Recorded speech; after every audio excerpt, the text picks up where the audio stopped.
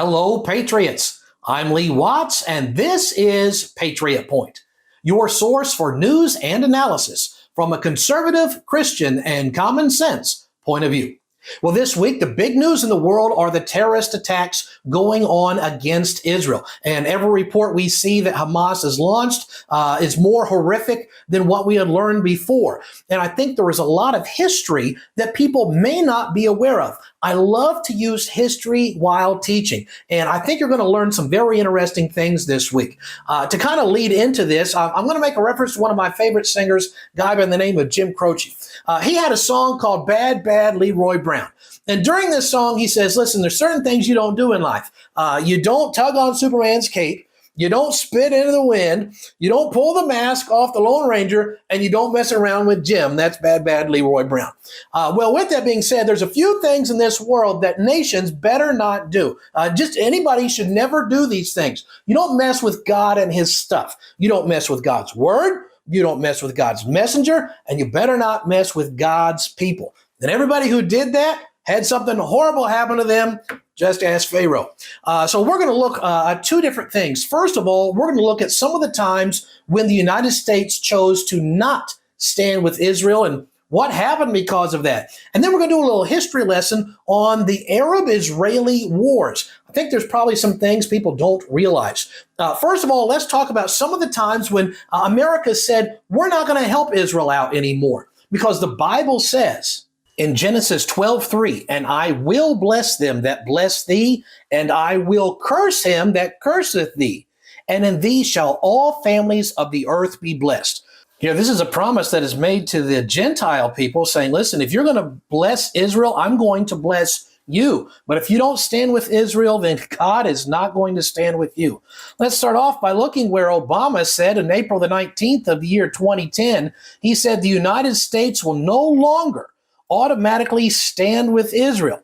Now, keep this in mind. He said that on April the 19th, the very next day, there was that oil disaster over there in the Gulf, where they couldn't ever put all the oil rigs out. Millions and millions of dollars were lost. In September the 28th of 1998, the American Secretary of State, Madeleine Albright, works on a deal where Israel would have to give up 13% of its land. Later that same day, Hurricane George slams into the United States.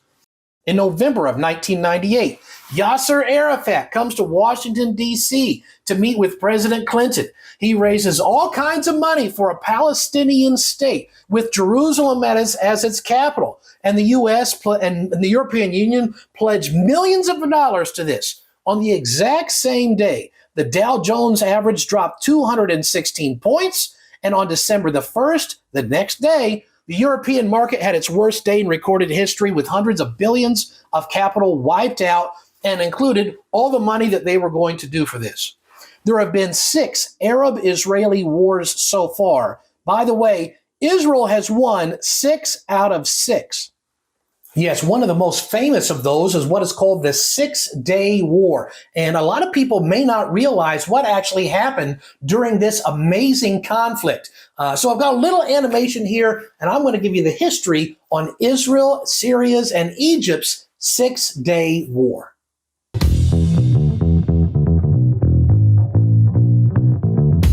(1967). Here's Israel. It's divided by a ceasefire line. This line divides Jerusalem between Jordan and Israel. Now, in theory, there was a ceasefire, but in reality, Syria was attempting to divert Israel's main water sources and was regularly shelling Israeli civilians from their positions in the Golan Heights. Jordan banned Jews from the holy sites of Jerusalem, which was a violation of the ceasefire agreement, and Jews were randomly targeted by Jordanian snipers. The PLO was created by the Arab nations to coordinate deadly infiltrations against Israel. Israel defended itself in various strikes. On May 14th, 1967, Egypt launched an attack. This was based on a fake Soviet report of an Israeli plan to attack Syria. The Egyptians deployed their forces to the demilitarized Sinai Peninsula and blocked Israel's only access to the Red Sea. This cut off Israel's oil supply. Meanwhile, UN peacekeeping troops did what they do best and skipped town. Western countries were sympathetic to Israel, but they didn't want to help because it would offend the Russians who were backing Egypt.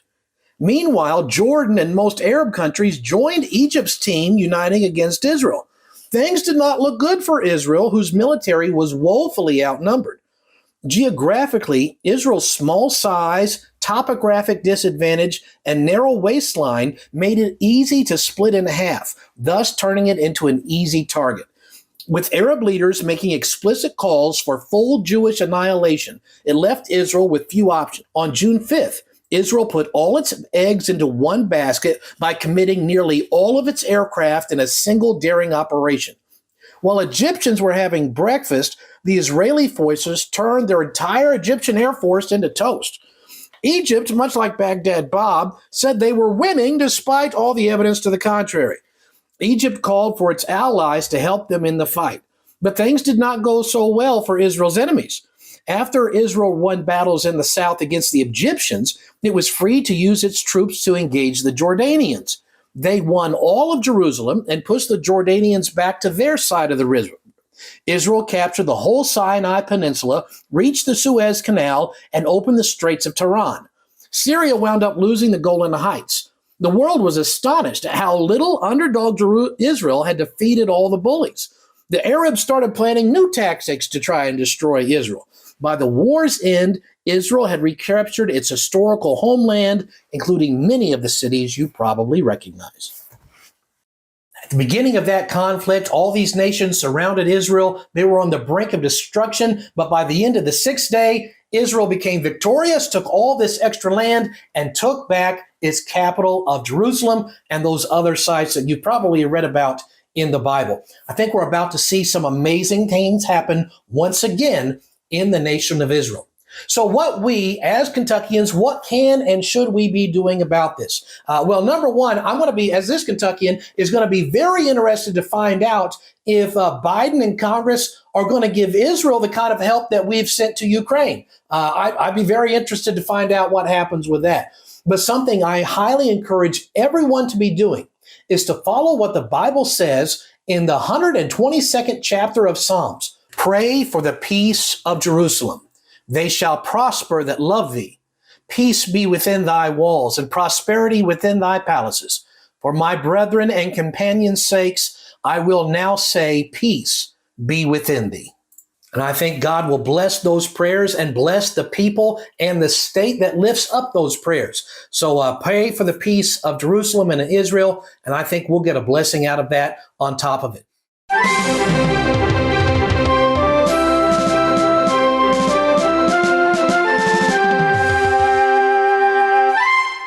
Hello, Patriots. I'm Lee Watts, and this is Patriot Point, your source for Kentucky news and analysis from a conservative, Christian, and common sense point of view. Well, once again, Kentucky's policies and politics are going to be influencing the entire nation. Been watching the news the last few days, you will know that the Speaker of the House of Representatives up there in D.C., Representative Kevin McCarthy, has been ousted. The party has voted him out of that leadership position. So we are seeing right now a showdown between the more conservative Trump, America First candidates versus the establishment Rhino Republicans trying to take over this leadership position.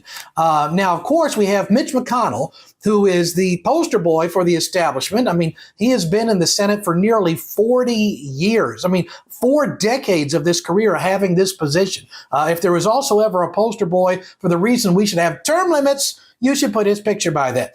Now, of course, McConnell would be the one who would want to get a lot of support and momentum against putting an establishment person in position as the new Speaker of the House of Representatives. We have the conservatives pushing for their kind of a person, more of an America First, MAGA, Trump kind of person. So this is going to be a big test. Mitch McConnell, as it has been shown in the last 2 or 3 months, has some major health problems. And it's been reported that he's just sitting blankly in committee meetings as if he's not processing what's going on. So this is a test. Does Mitch McConnell still have the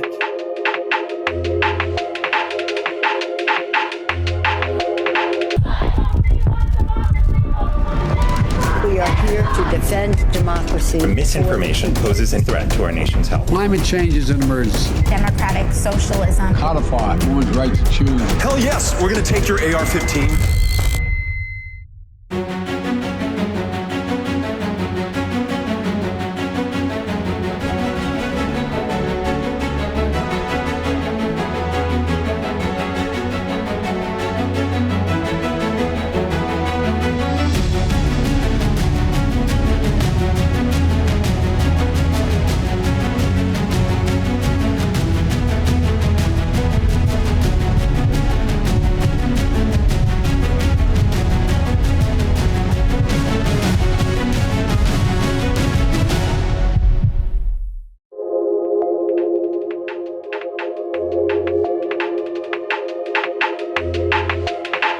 That has been shown in the last 2 or 3 months has some major health problems. And it's been reported that he's just sitting blankly in committee meetings as if he's not processing what's going on. So this is a test. Does Mitch McConnell still have the capability physically and mentally to rally his troops to put an establishment person in this position? Or is this a major opportunity for the Trump supporters, America First, MAGA type movement to put a true conservative as the Speaker of the House? Now, talking about Trump policies and those being kind of tested, and Trump's strength and supporters are right now being tested against the Republican establishment right now. And that brings up an important thing for us to consider here in Kentucky. During the last 2 presidential cycles, on election night, Kentucky was the very first state that was called for President Trump. I think he won by 20% or more, which is just a huge, massive margin of victory. So I find it very odd then that Kentuckians would then also at the same time do the exact opposite and vote for Beshear, who is against everything Trump is for. So I'm putting out a statewide manhunt for a missing person. If anyone can tell me, please, where is this voter supposedly that is going to vote for Trump and all of these extremely conservative right-wing things, and then turn around at the same time vote for Beshear, who is doing the exact opposite of all those things? So, I'm putting out a statewide manhunt. If anybody can find a voter like this who's going to vote Trump, Trump is, again, very America First, and you've got the Bidens and Beshears that are putting all the illegal invaders in here. Notice I didn't say the word immigrants. I have no problem with immigration. I have a major problem with invasion, and that's the thing we've got going on. So why in the world somebody would say, I'm going to vote Trump? Trump's known for being pro-wall. That was one of his major things. And Kentucky would vote for that overwhelmingly. And then supposedly this same voter would go around and vote for Beshear, who is against that.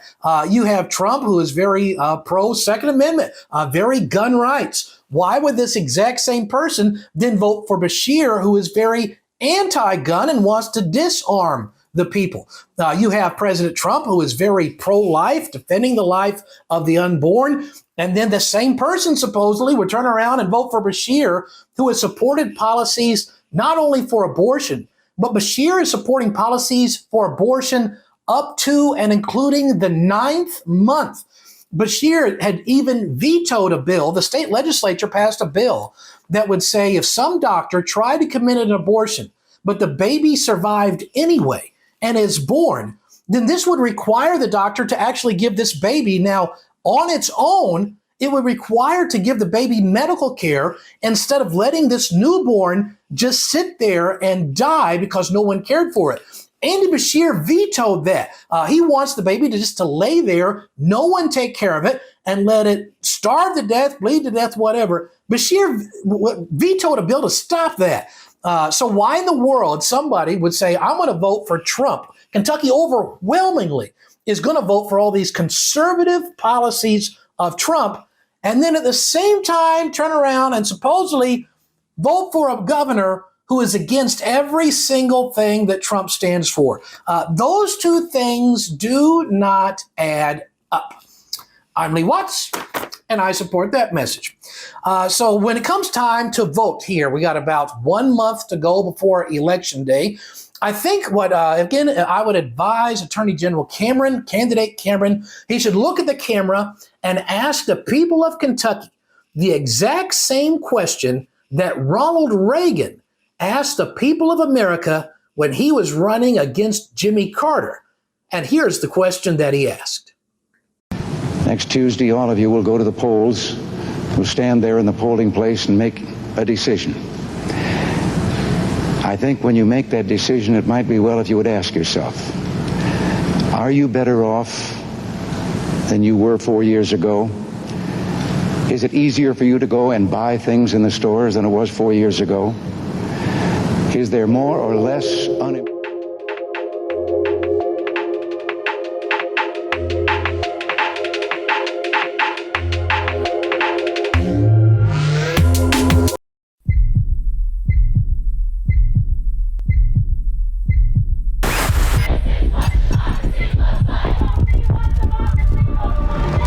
We are here to defend democracy. Misinformation poses a threat to our nation's health. Climate change is an emergency. Democratic socialism. Codify women's right to choose. Hell yes, we're going to take your AR-15.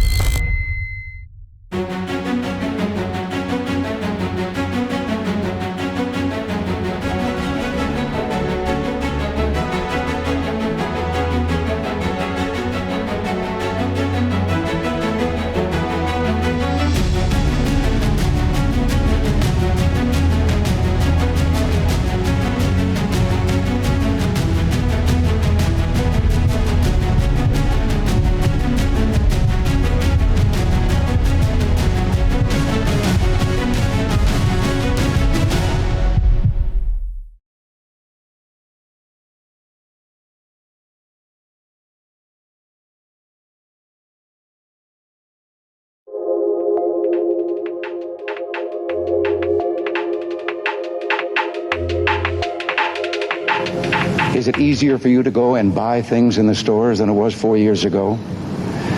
Is there more or less unemployment in the country than there was 4 years ago? Is America as respected throughout the world as it was? Do you feel that our security is as safe, that we're as strong as we were 4 years ago? And if you answer all of those questions yes, why then I think your choice is very obvious as to who you'll vote for. If you don't agree, if you don't think that this course that we've been on for the last 4 years is what you would like to see us follow for the next 4, then I could suggest another choice that you have. President Reagan put it in a perfect way. That's why he's called the great communicator. He asked America, under Carter, are you better off than you were 4 years ago? And America overwhelmingly said, we are not better under that Democrat and Democrat policies, and they voted a conservative Ronald Reagan to take office. So I'm asking the same question to all of Kentuckians. Are you better off now than you were 4 years ago? Is the economy doing better? Is your mortgage doing better? Is your insurance prices better? Are your food costs better? Is Kentucky better after 4 years of Bashir? Or has everything gone south? And I think the answer to that is very, very clear. We now have less people working in Kentucky than were working on the day that Andy Bashir took office. As far as people who, if he's actually added to the workforce, that is a grand total of 0.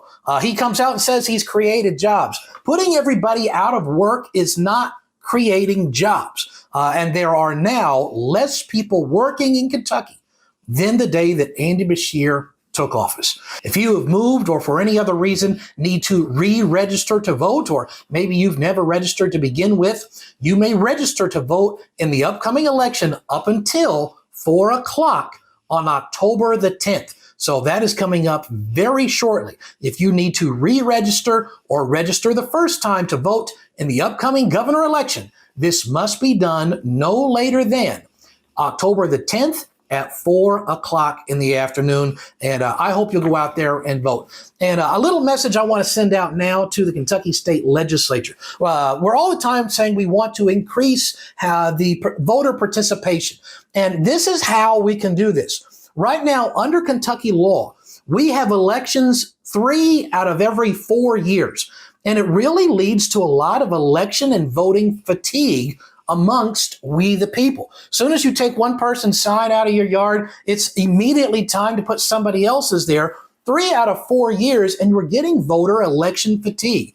If the state legislature were to move one of the election cycles over 1 year, make the term shorter 1 year or extend them by 1 year for one time, where we would only have elections every other year, I firmly believe we would see an increase in voter participation, and it would save tens of millions of dollars over the next few years instead of having to run an election 3 out of 4 years in a row. I think it'd be better for the state economy, and it'd be better for the democratic process. So I hope that they'll take that into account. And before we sign off again, if you've seen this person who will vote for Trump and then turn around and vote for Bashir, please let somebody know, because I've never met such a person. And yet supposedly all kinds of these people exist. Amazing that I can't seem to find them.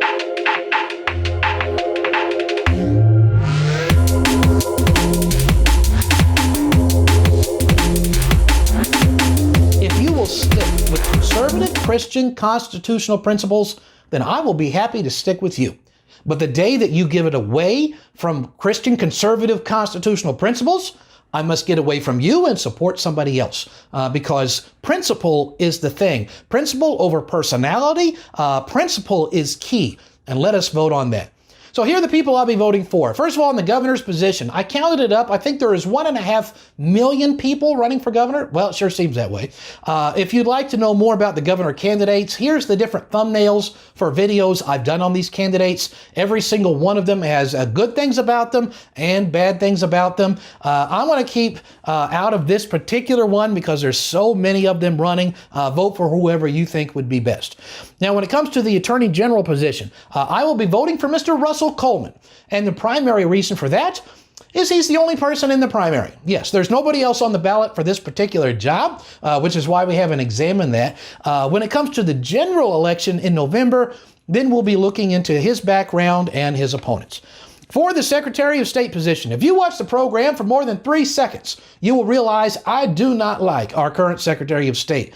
There's 2 guys running against him. I know them both. I like them both, both conservatives. But at the end of the day, you can only vote for one. So I've decided that I'll be voting for Mr. Stephen Nipper. I think he is overall the best choice that we have and can really do a great deal to help clean up and secure Kentucky elections. Let's look at the state treasurer position. For this, I'm supporting Mr. Andrew Cooperrider. You may remember Mr. Cooperrider was the guy who wouldn't close his business when Andy Beshear said he had to during the lockdowns. He took Beshear to court and he won. And he spent years and tens of thousands of his own dollars helping other Kentucky small business owners stand up for their rights. He put his money where his mouth is, and after being a successful conservative in business, now he's running for office, and that's the kind of person that I want. So I'm supporting Mr. Andrew Cooperrider for the state treasurer position. For the state auditor position, this position is open. I am supporting Mr. Derek Petties. And the reason for that is his opponent has supported somebody who is one of the most liberal, leftist, woke people that I've ever seen try to disguise themselves as a Republican. And if you are supporting that kind of an agenda and candidate, I can no longer support you. And it breaks my heart to say that. But that's the matter. We don't want to have somebody supporting the leftist agenda. So I will be supporting Mr. Derek Petties in that particular race. When it comes to the last one on the ballot, that will be the Commissioner of Agriculture. We have 2 guys running. Again, this is an open position. I know both of these candidates. I like both of these candidates. I've known them personally for years. And I can't say anything bad about the one I'm not voting for. But at the end of the day, you can only choose one. And I've decided to vote for Mr. Richard Heath. I think he would be a wonderful Commissioner of Agriculture.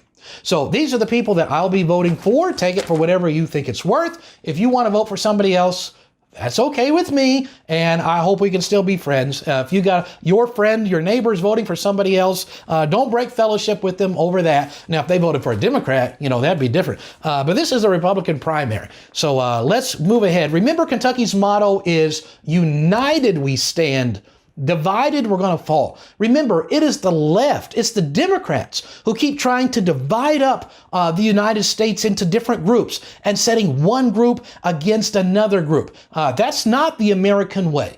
Remember, America used to be the great melting pot, and what made it great was our unity, not our uniformity.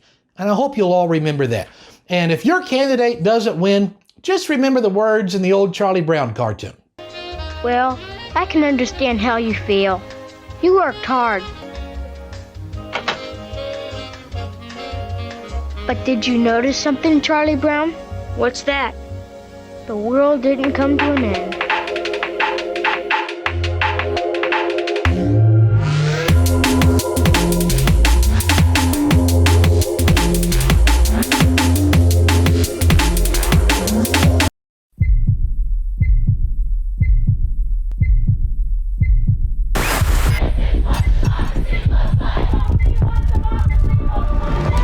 We are here to defend democracy. Misinformation poses a threat to our nation's health. Climate change is an emergency. Democratic socialism. Codify one's right to choose. Hell yes, we're going to take your AR-15